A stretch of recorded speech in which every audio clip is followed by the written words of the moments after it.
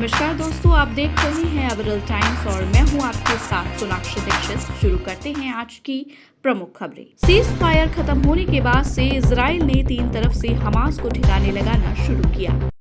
Air force ताबड़तोड़ air strike पे लगा हुआ है। अब आईडीएफ ने ग्राउंड ऑपरेशन भी शुरू कर दिया है। केंद्रीय सड़क परिवहन एवं राजमार्ग मंत्री नितिन गडकरी की बड़ी घोषणा, 6 महीने के भीतर देश में इलेक्ट्रिक वाहनों की कीमतें पेट्रोल वाहनों के बराबर हो जाएंगी। यूपी में 7 आईपीएस अधिकारियों का तबादला, लखनऊ और कानपुर में ज्वाइंट सीपी और एडिशनल एसपी बदले गए। शंभू बॉर्डर पर चला बुलडोजर, पंजाब पुलिस ने किसानों को हटाया। राजस्थान के बीकानेर में भीषण सड़क हादसा, कार के ऊपर ट्रेलर गिरने से 6 लोगों की मौत। यमन में हूती विद्रोहियों की मिसाइल प्लेटफॉर्मों और हथियार गोदामों पर अमेरिका की एयर स्ट्राइक।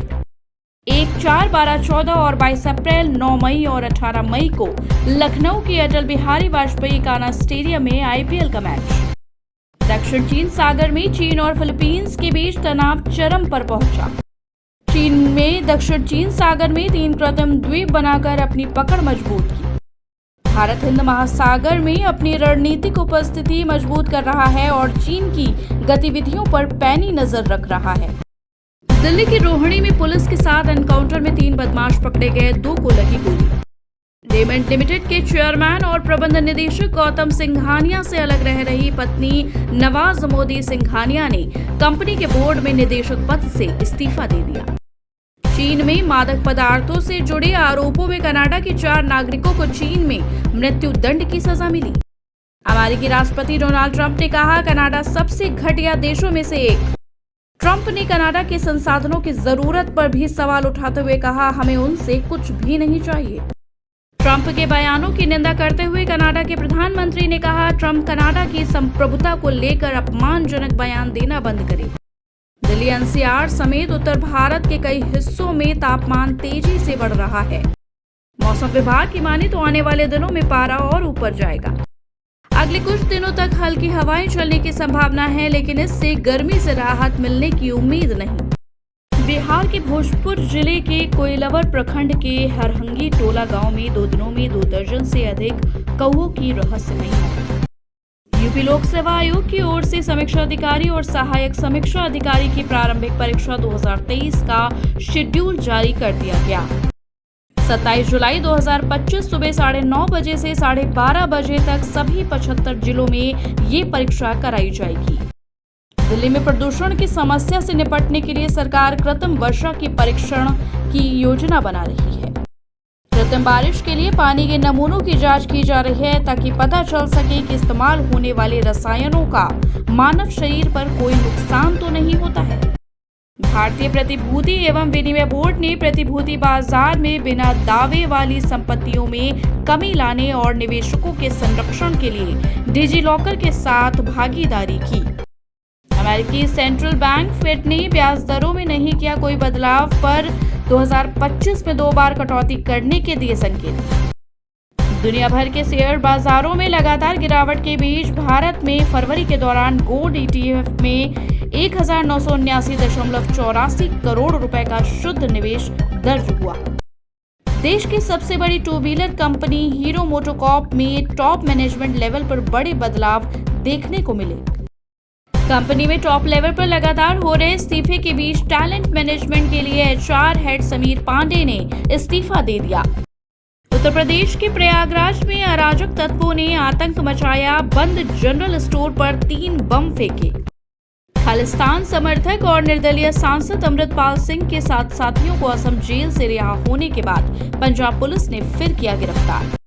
उत्तर प्रदेश में एडिशनल एसपी रैंक के 20 पीपीएस अफसरों का हुआ तबादला। गोरखपुर के पीएनबी लोन घोटाले में ईडी की कार्रवाई, बैंक के पूर्व मैनेजर समेत 3 कर्मचारियों की संपत्ति अटैक, 4 करोड़ के घोटाले में सीबीआई ने दर्ज की गई थी एफआईआर। समाजवादी पार्टी में बड़े फेरबदल के आसार, यूपी में 20 से ज्यादा जिलाध्यक्षों को बदलने की तैयारी।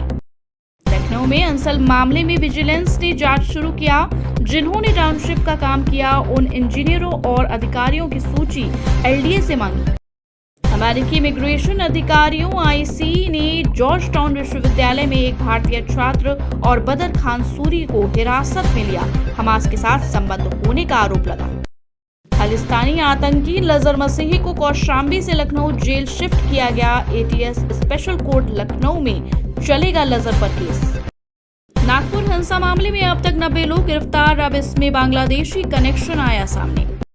विश्व के खुशहाल 147 देशों की सूची 2025 में भारत इस बार 118वें स्थान पर, पाकिस्तान भारत से ऊपर 108वें स्थान पर। भारतीय क्रिकेट कंट्रोल बोर्ड 22 मार्च से शुरू हो रहे आईपीएल के इस सीजन में गेंद पर लाल लगाने पर से प्रतिबंध हट सकता है। अभिनेता सुशांत सिंह राजपूत की पूर्व मैनेजर दिशा सालियान की मौत के मामले में दिशा के पिता सतीश सालियान ने बॉम्बे हाई कोर्ट में याचिका दायर की।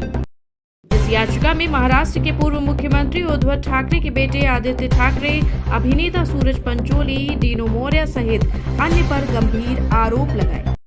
सतीश सालियान ने अपनी याचिका में दावा किया है कि उनकी बेटी के साथ गैंगरेप किया गया और फिर उसकी हत्या कर दी गई।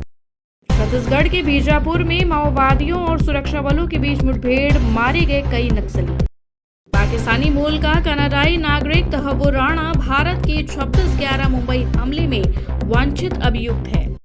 तहव्वुर राणा के भारत प्रत्यर्पण को अमेरिकी राष्ट्रपति ट्रंप की मंजूरी के खिलाफ अमेरिकी सुप्रीम कोर्ट में राणा ने याचिका दायर की। दिल्ली हाई कोर्ट के आदेश के बाद 3 मंदिरों को तोड़ने के लिए डीडीए की टीम मयूर विहार फेज 2 पहुंची। मुख्यमंत्री रेखा गुप्ता के हस्तक्षेप से डीडीए ने अपनी डिमोलिशन ड्राइव रोक दी और पुलिस को वापस भेजा गया। सर्वोच्च न्यायालय ने दिल्ली में मंदिरों को तोड़ने की याचिका पर विचार करने से इनकार कर दिया और उन्हें दिल्ली उच्च न्यायालय जाने को कहा। फिलहाल के लिए बस इतना ही। ऐसे ही देश और दुनिया की खबरें देखने के लिए बने रहें अविरल टाइम्स के साथ। धन्यवाद।